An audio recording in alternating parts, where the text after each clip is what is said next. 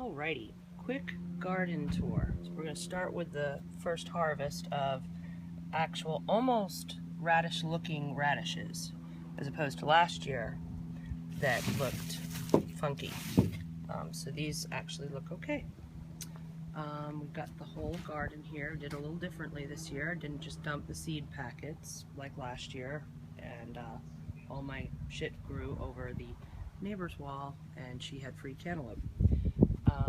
So we've got our watermelon, we've got our spaghetti squash, we've got our cucumber, and we've got our snow peas, and I just planted some bib lettuce, and this is garden beans, and they're training nicely up the little ramp. Here's my radishes. I just plucked a few.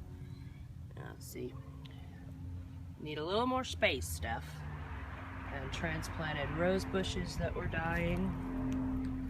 And let's see, Sushi moved.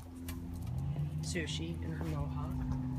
And then my shell peas, which are growing and training very nicely. And got sort of a palette going here with some tomatoes and some beans. My 30-year-old fern. And then you can never have enough tomatoes, so tomatoes and tomatoes. Yes, more tomatoes. And my Moroccan jasmine or gardenia or something like that. I forget which one it is, but it's special because it costs a lot. And more tomatoes, seedlings.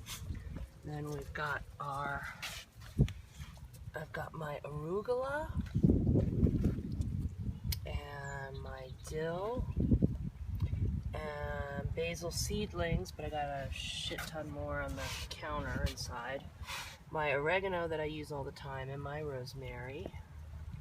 And then I've got my fresh chives, of course. You need those for baked potatoes and omelets. And then this is either sage or marjoram. Either one, they both taste good. And then my little gardenia, my big lavender, or some kind of flowering vine, and then my edible lavender, and then my other jasmine that is struggling, and then my spontaneously combusting cherry tomato crop that started out of nowhere, and I just went with it. It must have been in the soil when I went to put this pot together. And pretty much we don't eat any of the cherry tomatoes in salads because I come out here in the afternoon and I eat all the ripe ones because I can. There you go.